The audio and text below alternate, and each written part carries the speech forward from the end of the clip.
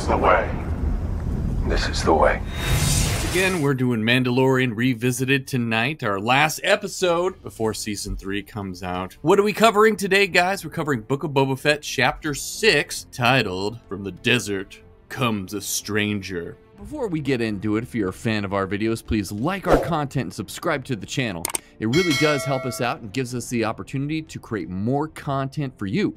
Okay, let's get into it. The episode starts us off back on Tatooine, and we see a couple members of the Pike Syndicate out in the desert. Then we get to see Cobb Vanth, played once again by Timothy Olyphant. And I gotta say, I love Cobb Vanth, and it's hilarious that he brings up that anything goes in Mos Eisley, but he implores the Pikes to not bring spice into Mos Pelga. So let's talk a little bit about spice. If you didn't know, one of the inspirations for Star Wars that George Lucas has talked about is Dune. So the desert planet of Tatooine and the mention of spice in the original trilogy was a direct homage to Frank Herbert's 1965 novel Dune. So spice is the major type of drug in the Star Wars universe. It's mined in Kessel, which we got to see in Solo, a Star Wars story, and the Pikes use slaves such as Wookiees to mine the spice. Now, there were a couple of variations of the spice, one called Ryle, which comes from the planet Ryloth, that's the home of the Twi'leks, and Sansanna Spice, which could be found throughout the galaxy. This is the main spice that we're talking about here. So this drug is very dangerous and ends up destroying communities around the galaxy. It's one of the reasons why Cobb Vanth doesn't want it anywhere near Mos Pelga, and why he dumps it out after he lets the single Pike leave. Then we cut to Din Djarin traveling to the planet Ossus, where he meets up with R2-D2 to visit Grogu. Now originally I thought it would have been really cool to see the planet Tython, because that's where the original Jedi came from, and it would have been very poetic if Luke had built his Jedi Academy there. But that's not the case, and yes, this is the planet we see later on in the sequels that Ben Solo ends up destroying. Now the Mandalorian is led by R2-D2 to the first rock cuts being created by all those ant-like robots. I thought it was pretty cool to see, and R2-D2 shuts down at this point, and one of the construction droids makes Din a bench out of rocks and bamboo. Then we get to see Grogu meditating with Luke, and I gotta say, the de-aged Luke in this looks amazing. So they accomplished this de-aged Luke using deepfake technology with the help of the YouTuber named Shamook, who was hired on after he made a video improving the Luke from Chapter 16 of The Mandalorian. And I gotta say, Shamook did a fantastic job with this. Now, instead of Max Lloyd Jones returning as a stand-in for Luke, they used a guy named Graham Hamilton, who by himself, without effects,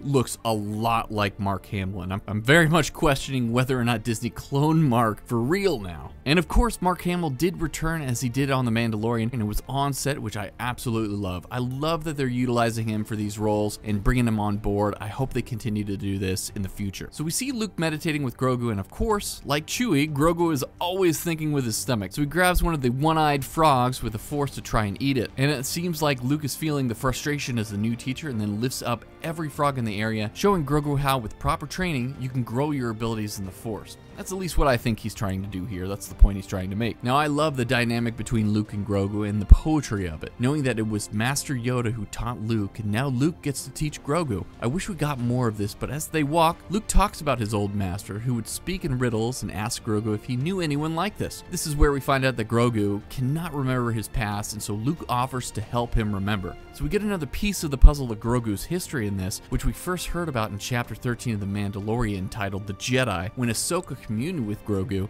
and learned that he was trained by many masters in the Jedi Temple. We see in the Force flashback that there are a bunch of Jedi trying to fight back the 501st Clone Trooper Regiment, which is Anakin's clone troopers. This scene takes place during Order 66. We see these clones take out the Jedi, and they presumably rush towards Grogu. So at this point, we don't get to see how Grogu gets out of the temple or who saves him, but I definitely believe we'll get some more insight on this in Season 3 of The Mandalorian. We'll finally get to see who saves him and how he got out of the Jedi Temple. Then Grogu leaves his memory, and he's sitting alongside Luke next to the water, and Luke tells him that the galaxy is a dangerous place and that he'll teach him how to protect himself. Once again, I have to give props to the composer, Joseph Shirley. His score for this episode is outstanding alongside Chapter 5. This absolutely sounds like Star Wars to me. Just seeing Luke again brought up a lot of emotion for me, and if you guys know me, Luke is my favorite character from the original trilogy, especially Return of the Jedi Luke. Once again, we get to see some of the green lightsaber too, as he demonstrates his lightsaber fighting style form to Grogu, which if you didn't know, Luke uses Form 5 Dimso, also known as Xian, just like Anakin does. Ahsoka uses the Xian variant of Form 5, which allows the user to use reverse grip while wielding the lightsaber. Form 5 is based on defending oneself itself with solid blocks and immediately countering with strong counterattacks. This form was geared towards lightsaber to lightsaber combat, but is also extremely useful for deflecting blaster bolts. Obi-Wan actually uses a different form. He uses Form 3, known as Sorisu, which is much more about defense than offense and allow the user to be very efficient in their movement, which would tire out their opponents. Obi-Wan was thought to be the master of Form 3. So back to the episode, Luke uses a training sphere, which we see in A New Hope. I love this callback, and Luke tells Grogu to always get back up. Grogu begins to learn how to jump using the Force with this and learns it pretty quickly with the sphere. So back to Din, he is woken up and draws his blaster like any true Mandalorian and sees Ahsoka Tano. So this was a big surprise to me because it establishes the fact that Ahsoka and Luke have already met. And I felt sad that we didn't get to see that on screen, but I have high hopes that we're going to get to see that in the Ahsoka show, because I believe that the show is going to take place before the events that we're seeing in Book of Boba Fett. We as fans deserve to see this meeting, and it will be extremely emotional and meaningful for both characters. Now, Ahsoka tells Din that Grogu misses him very much, and if he saw him, it will only complicate his training more. Din tells Ahsoka that he has a gift for Grogu, and it's his right as a foundling to have it, which Ahsoka brings into question that perhaps he's a Padawan now and not a foundling, and the idea that Grogu needs to choose his path becomes the central point of the episode. Din begrudgingly asks Ahsoka to give the Beskar chainmail to Grogu to protect him. He ultimately leaves, and we see Grogu reach out for him as he sees the ship take off. And we see Ahsoka meet up with Luke and gives Luke the gift from Din. And we see the real struggle from Luke about whether or not he can actually train Grogu. They both know that Grogu has this attachment to Din, and this is something that needs to be resolved. Now, Ahsoka has to leave at this point, but she looks at Luke and comments that he's so much like his father. I love that, and earlier too, she mentions that she's a friend of the family, and to me, she's definitely that and more. We don't know exactly where Ahsoka is headed at this point, but maybe this is the time where we see Ahsoka pick up Sabine Wren, as we saw in the finale of Rebels, and maybe they're going on a mission to find Ezra Bridger. Then Din returns to Tatooine, and we finally see Boba Fett again after almost 2 full episodes without him. They're preparing for the Pikes to take over Mos Espa, and Din says he knows where to find some help. Then we go off to Mos Pelgo, and on the way we see the Jawa's transport now carrying the skull of the Krayt Dragon that was killed in Season 2 of The Mandalorian. We also see the bones in the bar later on in Mos Pelgo. I thought this was an awesome callback, and it really does show you the effect the Mandalorian is having on the planet for the better. Same with Navarro, as we see the Mandalorian improve the places that he helps out at. So Mando meets back up with Cobb Vanth, and we learn that Mos Pelgo is now called Freetown, and Din tries to convince Cobb that the town needs to help out to fight against the Pikes. Cobb eventually relents and says he'll see what he can do.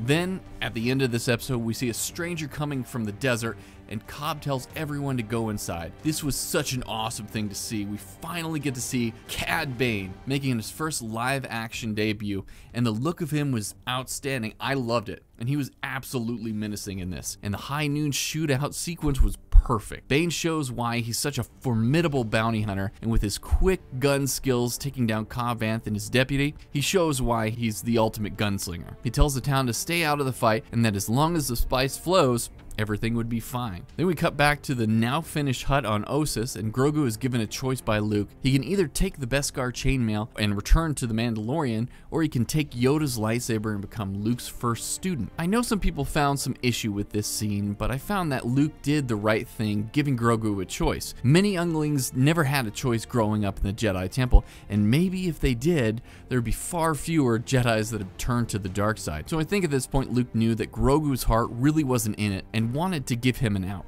Another issue some people had with this scene was about Yoda's lightsaber. In the comics, Masamita actually incinerates Yoda's lightsaber in a big rally after Order 66, alongside other lightsabers. This scene essentially retcons that, and Yoda apparently kept his lightsaber this entire time and took it to Dagobah. So this episode ends on Grogu deciding which path to take, and as an audience and as a Star Wars fan, I knew right away that Grogu would choose the chainmail because it's established in the canon that Ben Solo is actually Luke's first student. And while many of you might not like it, the sequels are not being retconned by this show or any of the shows during this time. So there we are, and for my rating, I gotta give this a 9 out of 10. This was another episode that felt like Star Wars, and another episode that gave me the Luke Skywalker that I've always wanted to see. My only issue, once again, was the fact that these 2 episodes were not in The Mandalorian. I also thought, as we find out in Chapter 7, that Grogu does indeed choose to return to Den, and that it kind of takes away from Chapter 16 of The Mandalorian and the weight of saying goodbye to Grogu. Here goes from Attack of Show. I feel like it's time he adapts the Boba Fett way and just go it alone. Yeah, that's kind of how I was thinking that they were going to play it for The Mandalorian Season 3 before Book of Boba Fett. I felt like the next season of The Mandalorian should have had Din on his own, struggling with being apart from Grogu. So I felt like Grogu returning to Din was a little too quick, and they needed more time apart. But it's not what we got, and it's why I didn't give this episode a full 10 out of 10. So there we go. We see at the end of Chapter 7 of Book of Boba Fett that Din and Grogu go off, and I assume they are headed to Mandalore. So I think the first episode that we're going to see in Season 3 next week will take us straight to Mandalore as Din tries to find a way to reach the living waters below the minds of the planet. So thanks for joining me today on Fatherly Fandom, and don't forget to subscribe to the channel. And from our families to yours, have a good one, and may the Force be with you.